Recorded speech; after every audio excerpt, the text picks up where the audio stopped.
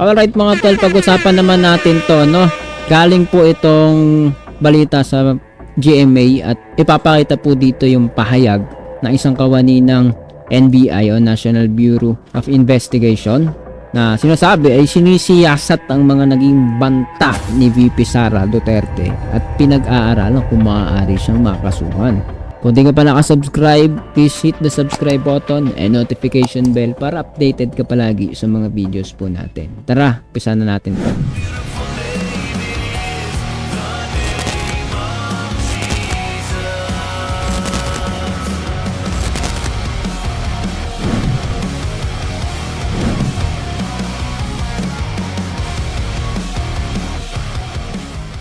So ayan nga mga tol, bago po natin umpisahan ay basahin po natin nakasulat dito. Sabi po dito, pati NBI tinututukan ng mga ginagawang banta o ginawang banta ni Vice President Sara Duterte laban sa Pangulo, First Lady at House Speaker.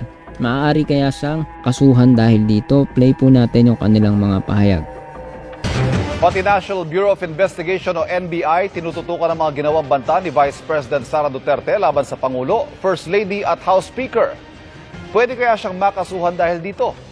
Ang sagot ay isang legal expert sa pagtutok ni Mav Gonzalez. Kapag pinatay ako, patayin mo si BBM, si Lisa Araneta at si Martin Romales. Ang pahayag na ito ni Vice President Sara Duterte, tinawag ng law enforcement authorities na active threat laban kay Pangulong Bongbong Marcos at ang PNP, pinaiimbestigahan na ito sa CIDG. Ang NBI, sinisiyasat na rin ang pahayag ng bise, pero para sa NBI, walang aktwal na banta ngayon sa buhay ni Pangulong Bongbong Marcos.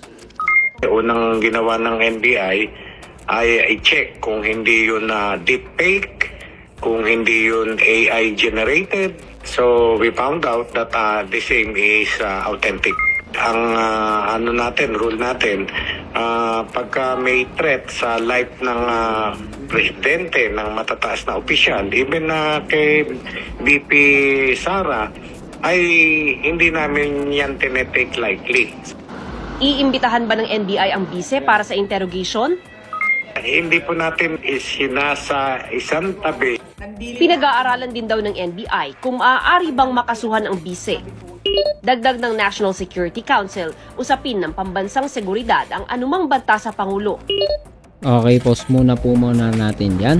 Bago natin ituloy, sabi po dito ay anumang banta sa Pangulo ay itinitake as national security matter o usapin po ito na nauugnay po ang ating bansa, no? Hindi lang siya basta sa mga individual kundi sa ating bansa, gobyerno po mismo. Sabi dito ng mga komento, sabi, pero yung banta sa buhay ng BP wala sila reaksyon.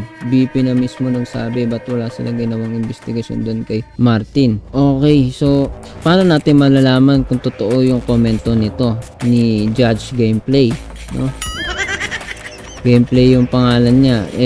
Alamin po natin, ako wala po akong napapansin o nakikita na seryoso talaga sa mga pahayag po na iyon, kung meron man. Kasi wala akong nakita talaga. Wala akong napanood po na sinasabing may banta ba siya talaga. Parang may nakita ako, pero paano kung masasabi kung totoo yun? No? Kung totoong banta yun, kwentuhan lang po yun. Ngayon, etong sinasabi po ni Sara, ito po nakita po natin sa mata, narinig po natin sa tenga na siya po ay nagbabanta. Sabi nga po ng isang komento dito, she's not a suspect, kasi dito may nagsasabi kahit naman pababain sa pwesto si BBM, andyan naman si Lisa at Romualdez para pumalit.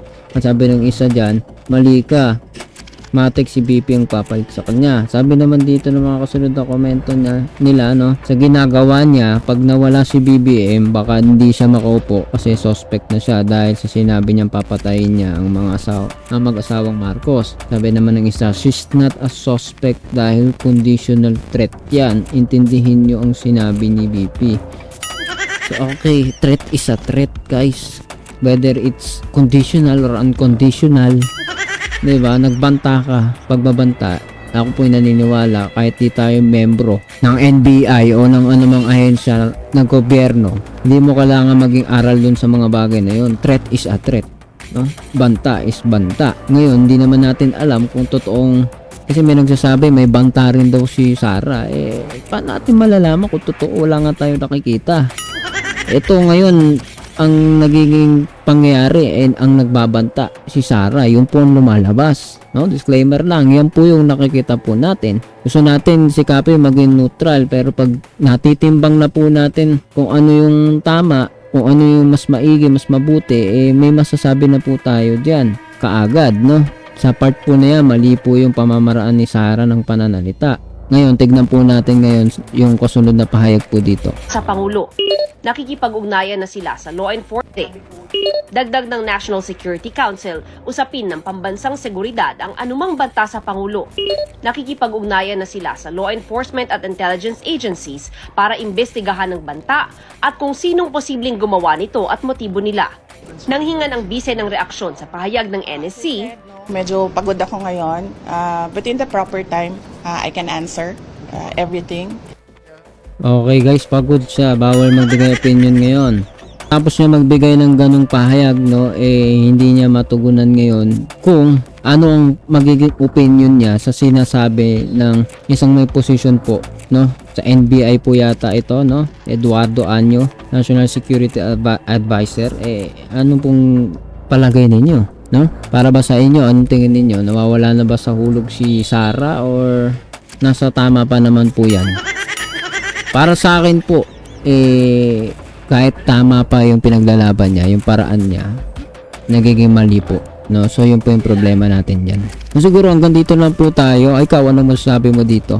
Comment down below, pag-usapan natin sa comment section. And kita tayo ulit sa susunod na video. Please don't forget to hit the subscribe button and notification bell para updated ka palagi sa mga videos natin parating.